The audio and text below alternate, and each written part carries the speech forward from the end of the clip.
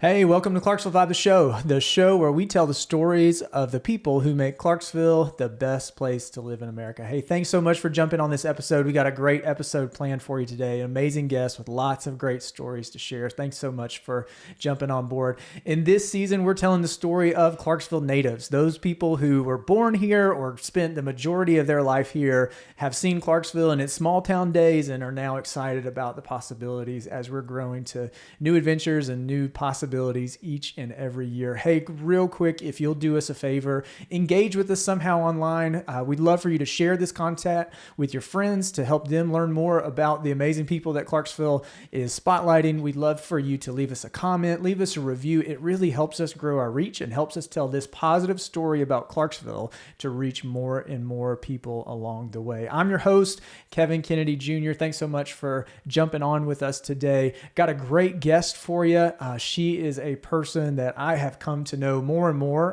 professionally, and along the way have developed a personal relationship, friendship with her.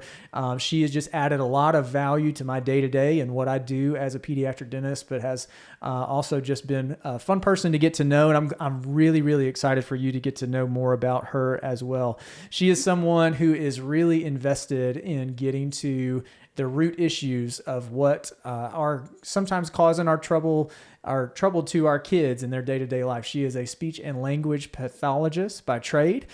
She's got a long history in our school system and is doing some great things on her own at this time. But really glad to welcome Rebecca Crawford to our show. Thanks so much. Thanks for jumping on with us. Yeah, thank you for having me. So, it's funny as you grow up here, you think you know everybody, and in a way you kind of do, but it's funny how even our adult lives kind of cause us to intersect with new people in new ways. And then we go back and we're untangling the spider webs of how we grew up along the way. And you're one of those people that I've just really valued getting to know more and more as our adult lives are now blossoming and our careers are growing and we're achieving new things with our professions along the way. Yeah. Thank you. Yeah. Looking forward to this.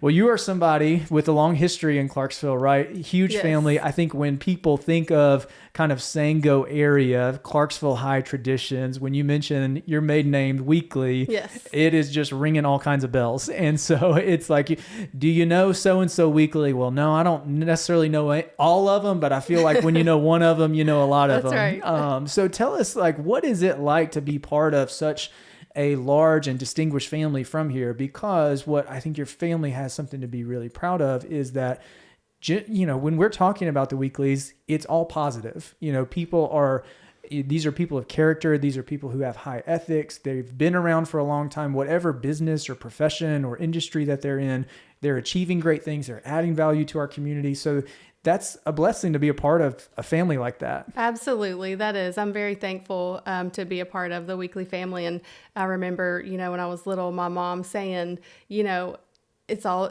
you have to think about your name, like your actions and the things that you do. You got to think about your name and where you come from and what family you're a part of. It's not just you. It's all of us connected. All of us. Yeah. So that is. And all of your actions kind of lead to that. I remember growing up in school here, I don't know if they still do this in school or not, but it's like when you get into middle school and high school, the teachers would call out the names, see who's present, and it's like when they would get to my name, Kevin Kennedy, and, I'd say here, it's kind of like I would almost anticipate that, the substitute teacher would look across like, is that you who I'm thinking of? And so, in that moment, it's both a blessing because that people know who you are, and it's a burden because you got to make your parents and your family proud all the time. That's right. So being a part of a family with a rich tradition is something that we really honor and value, especially as we grow more and more. But you guys had a lot of farmland out in Sango area. It seemed like Weakley's kind of had just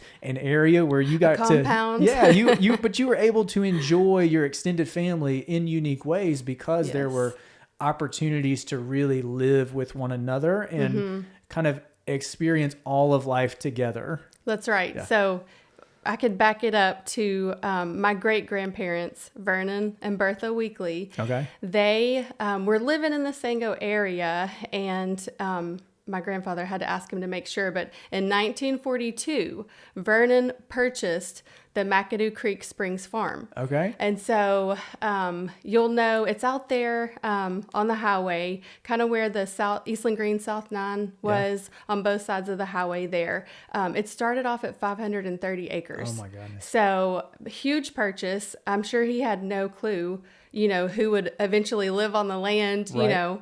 Now. But so they had a typical farm life. They even got their water originally from the McAdoo Creek Springs. Okay. They had livestock. They had row crops that they did.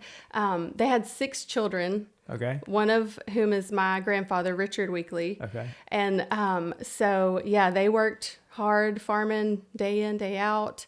And then they grew up and still stayed local. Yeah.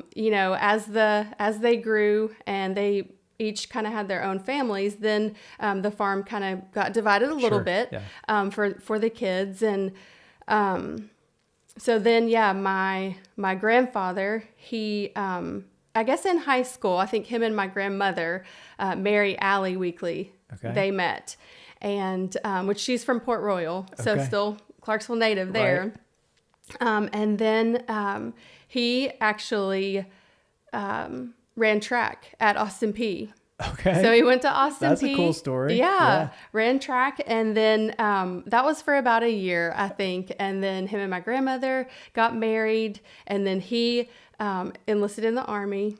And they were stationed in Panama. Okay. Another country, Panama. And then they had my aunt in Panama. And then they moved back after about a year to Clarksville. Wow. So then they had their other 3 children there. So all 4 kids then back here, back to the farm. Yeah. Which I think, in that generation, we sometimes lose perspective of how they were making decisions on where to live. But, there are lots of us who have spent a time away from Clarksville and then chose to call Clarksville home again. Right. Because it is such a special place. Absolutely. And it's funny, that area of town that you're mentioning, I'm sure in the 40s, 50s, 60s, 70s, felt like it was an eternity away from downtown. Yes. And, even when I grew up here, kind of reaching into those teenage years when you're kind of getting outside of your normal geography and kind of you're going to a friend's house or whatever, I felt like McAdoo Creek was so far out there. Oh, yeah. And then now it just seems like it's been incorporated into, what's just a little bit on the outskirts of all of the major things that are happening here. It's funny because, when we were little and like you said, growing up and starting to drive on your own, it was, okay, I'm going to go into town. Yeah. And it's like, well, we're only just a few minutes away, but it seemed like it was a lot greater of a distance. And I'm sure we just kind of said those same terms because our parents would say the same, It used to be a longer distance. But. Yeah. Do you have any memories of that area of things that you used to do that are not around anymore? Well, so, when I think back to my childhood, I think back to playing, in the woods and playing in the creek with my cousins and with my sisters. So the creek is still there, which is nice because I take my kids there and they love playing in the creek and trying to find all the critters and play with their extended cousins, when they're around. But really, the farmland, it's still there. The majority of it is, and So there are more houses. But here's my question for you. Who was the cousin or the sibling that was most likely to get someone injured? Oh, goodness. I don't want to say myself, but You're telling on yourself now. Yeah. I don't know. Maybe some of my boy cousins, maybe I can blame them. Yeah. They would always, we would get in moss fights down at the creek. Yeah. And of course, kids it always starts off fun. That's right. And then somebody And gets then it upset. escalates. Yeah. That escalated quickly. It's like whenever you got stories of people playing outside, there's always one of those kids with just a little bit too much courage. Like, this is just big enough rock to throw throw at someone, yeah, or I can throw this the furthest, or I can jump in this creek the longest, or hold my breath here, climb this tree. Yeah. So that's funny. But yeah, it's really nice, I'm sure, now for you to take your kids to those same places. Yes. My parents' farm is still there, and it's not as large as that, but walking my kids around the pond that I walked around when I was 10 or 11 it's 12 so years old. special and meaningful. It really is. Yeah. Well, let me ask you this. So in that same area, what's something that's been added in the last 5 or 10 years that you're like, oh, this is really cool to have way out here, So we have Weakley Park out there now, and that's been nice because it has been the South 9 golf course prior to that, but then they sold the land to the county and they've turned it into Weakley Park. Okay. And so they have the cart paths that are still there, of course, and we'll go over there and we'll ride our bikes, and the kids will, or I'll have to push the bikes and they'll walk if they get tired, but that's been nice to have close by. Absolutely. Yeah. So if you're somebody's listening and they're exploring kind of that Sango area as you're on the edge of Clarksville, Weakley Park is something that should be on your bucket list. Absolutely. Get out there and try it. Recently they added some not fairy tales, but they have some story cards set up, and so you can go along the trail and you can kind of interact or read the stories that they have as you go along. So it kind of does give the kids a little bit of something. I believe it's a mile around the largest track, and so that can be kind of long for 4, 5, 6-year-olds. But that gives them a little something like a check-in point, as they go around. Little drops to keep them engaged and entertained along the way. Well, it's funny you mentioned your grandfather. I think was he went and ran track at Austin Peay. Yeah. You were quite the athlete yourself. We're at that stage where we talk about that in past tense, right? That's right. I know. I used to be fast. I remember, I went to Northeast High School and then went to Rossview when it opened. Mm-hmm. But it's like you hear stories of people that you would play against. I knew the baseball players really well at Clarksville High because I played against them, but you didn't always know the athletes in the other sports. But it's like the Weakley sisters. Y'all had the reputation for being great soccer players. Well, thank you. Yeah. We did. So backing up, I started when it was just co-ed rec soccer, and I was about 8, I believe, which I started. And that's the blue and the yellow jerseys. The blue and the yellow jerseys that's right. that they still have today.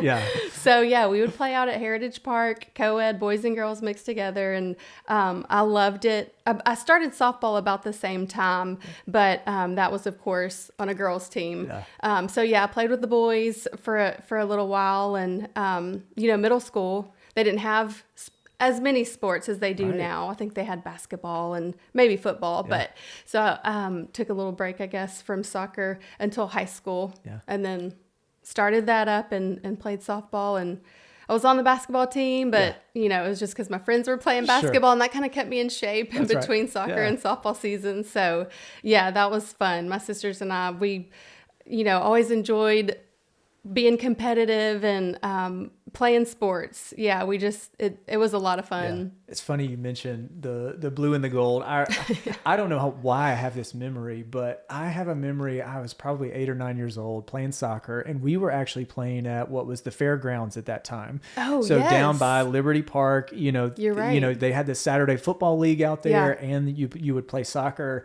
And I don't know if this was the spring or the fall, but I remember being a young kid and it was just snowing and it was, it was so cold out there. Yeah. And we were playing a team against Jacob Crass and Dylan Jennings and a couple other people kind of from that area of town. And I remember even being young, like, oh, we're gonna take these guys down. It's like I've got competitive. It's so good. It's like a couple of my friends. We were on the same team, and you were still competitive. And it's funny how you kind of latch on to a few memories of your early childhood playing the local sports, and then you've now grown up with these people, and they're some of your best friends today. And I think that's what makes Clarksville really fun is. There's a song by Ben Rector that says you can't make old friends. Yeah, right. That's right. And it's like the stories of your childhood that the people who know you the best have known you the longest, and that that league, the MCSA league, is such a blessing to the community because Absolutely. really all of us have started playing it. And now my girls are 4 and 5, and the city has grown enough to where they play girls only soccer. They play boys only soccer, even at 4, 5, 6 years old. And I think that is kind of giving the younger generation more opportunities to play. And you mentioned middle school soccer. That was not something that we had. And now it's a pretty well organized thing that's come along. After Kelly Guth, who coached there at Austin Peay, came through, and she, developed CSC and then developed some of the middle school soccer there. It's just giving more people opportunities. And I think it's really exciting for our kids to be able to have the opportunities that come along with it. Absolutely. Take part in that. And like you were saying, the people that we grew up with and played against, now we see them, at the fields and at the ball field, and now our kids are playing against them. So it's just not, you get to catch up and check on everybody, and it's great. Yeah, that's awesome. So, I don't know if you've mentioned it yet, but we were talking before the episode, and you mentioned that after you played in high school, you went on and played Austin Peay. You played there for a year. Yes. And then, kind of transitioned on from that. But what have you seen change in the kind of local sports community that you would say, this is just fantastic? I'm really excited for us to be able to do this. Well, I like that there are more sports available for the kids I feel like at a younger age. Sure. And then, like you said, the boys being able to play against the boys and the girls against the girls, they have that opportunity to grow their skills from a young age. Sure. That's been really nice. And instead of, we did travel soccer for a short while, but we would drive to Franklin, to play, or to Nashville or the surrounding areas. And now it's like, okay, that's something that Clarksville is offering. Yes. So that's exciting that, we're able to offer more things in our own town. One thing that pops in my head is volleyball. Yeah. Like we didn't have volleyball at all. And it's still early in its stages of development here. But I think for you to have said you were a volleyball player, you never had the chance. Right. And I think the other thing that I was going to say is really cool is after these things have been developed, and baseball to a certain degree has experienced this, and I think girls soccer has experienced this, when you develop those organizational levels in the middle school, and then you really kind of give kids the opportunity to receive some extra training, play together a little bit longer, they're achieving great things in high school. That's exactly right. Clarksville High Girls Soccer's won a few state championships, I think, or played really far into the playoffs, which when we were there, it's just, we kind of maxed out at a certain level of competition. Yeah. Not because I don't think we were capable, because there were some phenomenal athletes, Jacob Crass, who I mentioned, was a great baseball player. It's just that they didn't play together enough to really, as we got to then play Mount Juliet or these other surrounding areas, it's like we'd always get knocked off at that point. That is a good point. And now they're beating those teams, moving on, really accomplishing great things. Rossview Baseball won the state championship a few years ago. And so I'm really excited to see the local sports community continue to grow and continue to give people opportunities. And more kids are on scholarship now. More kids are playing in college. But let's talk about day-to-day now. So done, athletic career's over. You eventually became a speech and language pathologist. Your sister also does that. Y'all kind of went through training together, and that eventually led you to a job in the school system. And so you were helping kids with early speech and language, just milestones that they were working towards overcoming. And so tell me a little bit about speech and language. What sparked your interest into it at the beginning, and what does that look like now?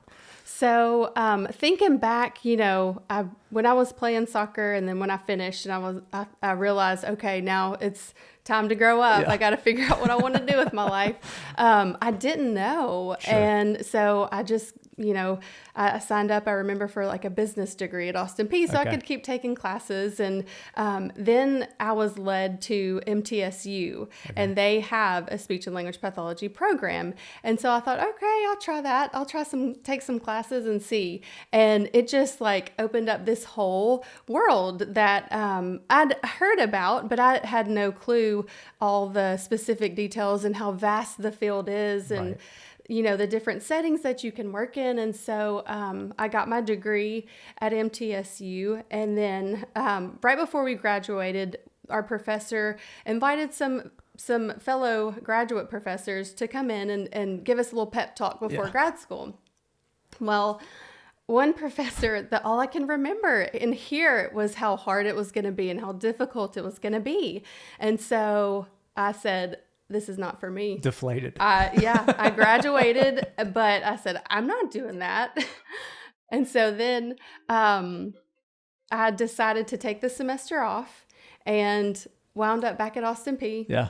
And I realized that I could get my master's in teaching for PE. Okay. There's the sports tie there. And so I thought, okay, this sounds like a really good deal. About a year and a half, and finished that. Got a job at East Montgomery, was a PE teacher. I thought, all right, I'm set. This is what I'm going to do. And then Rachel, one of my younger sisters, she's 4 years younger. And so she had just enough time to finish her undergrad degree at UT Knoxville in speech pathology too. Because she, I guess when I was in the program, it piqued her interest, and she thought, okay, that's something that I want to do. And I kind of backed out on her. Yeah. But then she graduated and she said, all right, let's get our master's degree together. And, you know, it's just one of those God things where my family was encouraging me, and I had that feeling from God. And I thought, okay, if I don't do it now, then I probably won't ever do it. Yeah. So yeah, God gave me her to, you know, push me through, and we got our masters, and then we started working for the school system here. So the speech field, the discipline of that is something that, you know, I went through a lot of school to become a pediatric dentist, but honestly never talked about it. You know, I feel like it's something that's not really well understood by the general public unless your kid starts to engage in it. Then you start to learn more and more. So I guess my question to you is, what's one thing you wish maybe that you were the general public knew more about SLPs in general, and like just to kind of gain an understanding of what you do day to day? Yeah. So, you know, being a school-based speech and language pathologist is tough. And, you know, I don't think I knew how hard it was going to be beforehand, or I probably would have given up. But, you know, I think that's with any profession. That's true. That's true. So yeah, you get thrown in, you got to learn quickly. And, I think the caseload is probably what most people are unfamiliar with. And, you know, you just think about, okay, you know, speech pathologists, they're like a teacher. They go in, they work on some things, and then, you know, they go on and work with the next student. However, it's sort of like that, but, when you have so many kids, and in Tennessee specifically, we don't have a caseload cap in the school system. And most of the surrounding states to Tennessee have a caseload cap anywhere between 45 and 65 kids. Okay. And so, you know, that to us SLPs in Clarksville, Montgomery County, just that seems like a dream, you know. What would your caseload be up to? Well, I started off around 75 kids where I was by myself, and, you know, it worked. And then this past school year, I had 120 kids that I was responsible for, you know, all the meetings and the paperwork, and our hearts are in it. You know, we just want to help those kids as best we can. We want to help those families. And then it's just a lot when you have all of the meetings and the paperwork, and then the therapy, and you have large groups of students. So, you know, I just keep praying that Tennessee will jump on board and they'll pass a caseload cap for the school-based SLPs. So that way, you know, we'll still have good SLPs who want to stay in the school system. And quality intervention. Exactly. Yeah. And I think what's blown my mind about SLPs, as I've become more and more familiar with it personally, is just how wide of services you are and how expertly trained in the individual mechanics of speech and language that you are. You know, I feel like we don't, as a general public, really have an appreciation for your expert level knowledge, and it's often just not communicated. You know, it's not well understood. But, you know, every SLP I've had interaction with professionally through my dental practice has just kind of floored me, to be honest, you know, with their level of expertise, the the common language that they use, the skill in the, just commitment to the well-being of the child that really all of you have. And I think it's phenomenal. But you actually took one step further. So you kind of pursued some further education in what's called oral-myofunctional training, right? Which I had a little bit of training in that in dental school, but not very much. And I think not very many people know at all what that's about. Right. So what is oral-myofunctional therapy? What does it look like? What do you do? How does that incorporate to your day-to-day as a speech therapist? Yeah. So it makes sense that it's very relatable to speech therapy, because you think your first thought, is the mouth and the tongue and how you form words. But yeah, orofacial myology. So that's all about the structure and the function of the speech mechanisms, but it goes on beyond. It's not just with speech and articulation. It's also, how well does the person breathe? How's their airway? And then that leads into, how's their sleep? Yeah. So it's just like a domino effect. And, looking back, I'll think of different students that I've had that we might have struggled with certain sounds for year after year. And in my mind, I'm thinking, I wonder if that was just a orofacial malfunctional disorder that they had, and I was just treating it, the wrong way. So we had to work harder than we would have possibly if we would have just treated the orofacial malfunctional disorder first, instead of kind of backwards. Right. So, well, it seems like in oral-facial myology, it is the true heart of being willing to pick up this heavy shovel and dig and dig and dig and dig until you get to the root of maybe what is producing this overlying symptom that you're wanting to retarget, redirect, compensate for. But that is something that you kind of embrace. And I feel like that's an amazing quality that is helping a lot of kids and is needed for our kids to have advocates who are willing to kind of do the heavy work and do the heavy lifting. And who know about it, right? Yeah. So yeah, it is. I mean, it seems like it's a newer concept. Sure. And so I guess like most parents probably or professionals, we want to dig deeper for our own clients, but then when you have that personal story or that personal tie with your own children, then that really, weighs heavy on you. And so it makes you want to investigate and figure out why. So I think that's really how I got into that. And Rachel, my sister, who's the SLP, she had read Richard Baxter's book, Tongue Tied. Okay. And so, then she was like, she would tell our family, we kind of have a running joke like, oh, is that because you're tongue tied? Yeah. Or like, this is such and such happened. Oh, is it because you're tongue tied? That's right. Yeah. We're like, well, actually, if you want to dig deep, yes. But so she had read that book, and then I had started doing some more investigation about oral-facial myology, and then I thought, okay, this is, I want to help my own children with their high and narrow palates, and we talked about that, and with their tongue ties, and being able to fix it. Even now, even though it wasn't something that we knew about, when they were newborns or shortly after, it's still something that we can work on now and improve things like their feeding skills and their palate and being able to accept different textures and things and sleep patterns. Exactly. The sleep patterns and their airway quality. So it's just, I'm so excited about it because I feel like it's such a root cause. You get down to the root and figure out the whys, and then there's so many things that it can help. Yeah.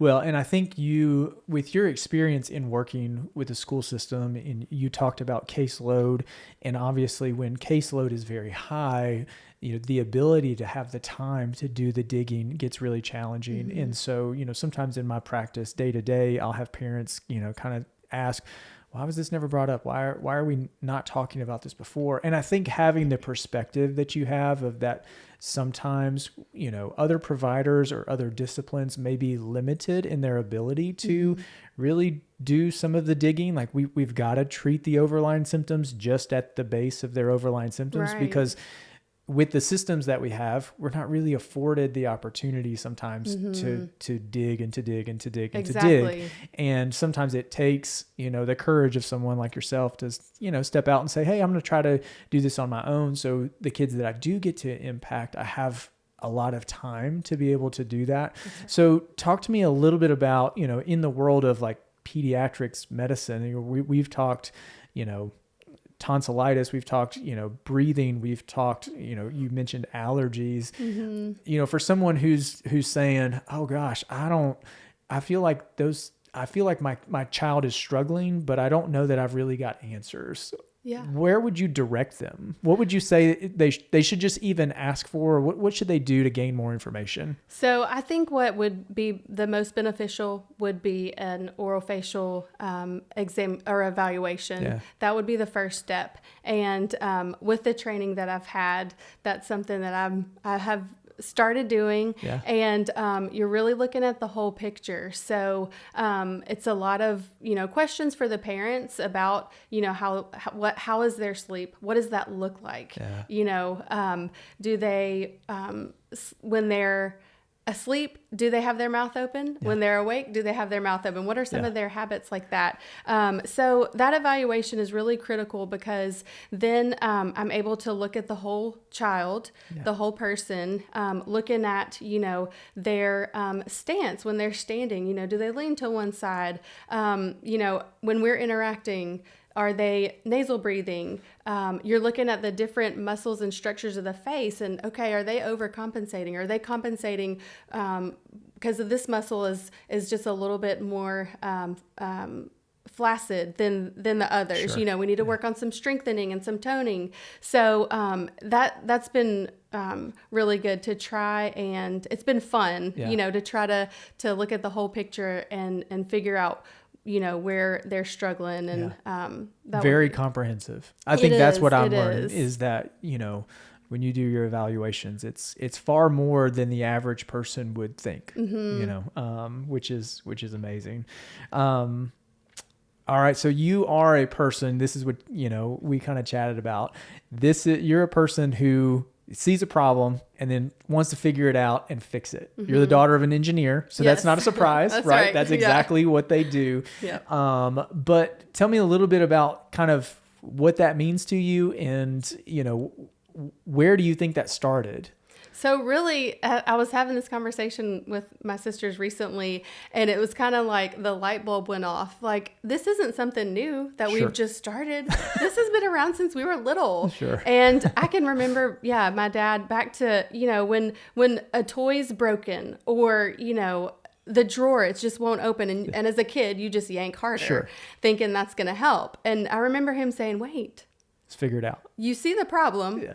Let's figure it out, and then we can fix it. He'd reach in there, pull down whatever, and just, there goes the drawer. It just opens, and nothing's broken. Yeah. So that, that's it's all started then, and I feel like that's still what we're shooting for is, hold on, we see the problem, let's figure out what's going on so we can fix it. Yeah, that's awesome.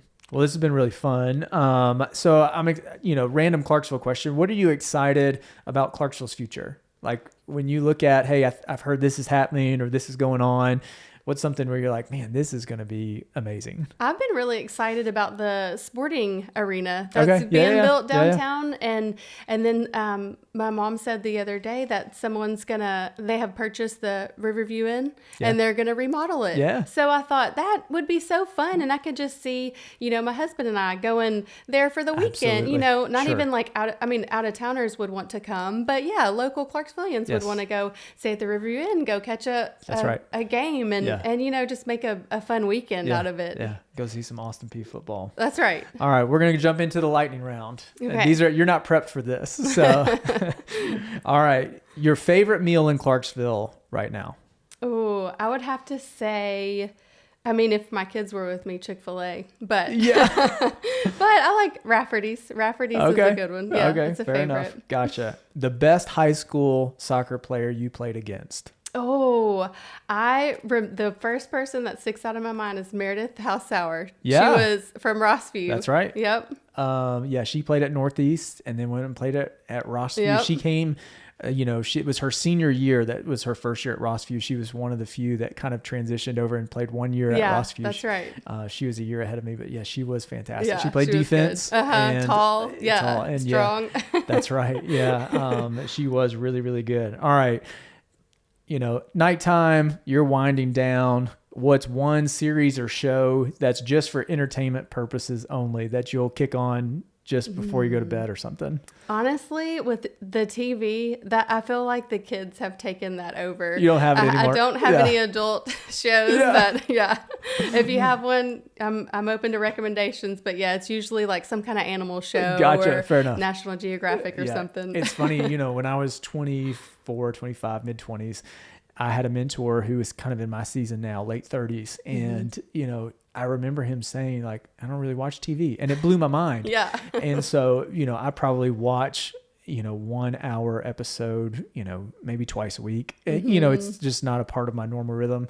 But it is like life just kind of progresses and you just don't have the time. You don't make it a priority to do it. Right. It is what it is. Okay. One app on your phone that makes your life easy. Oh, goodness. Okay. One app.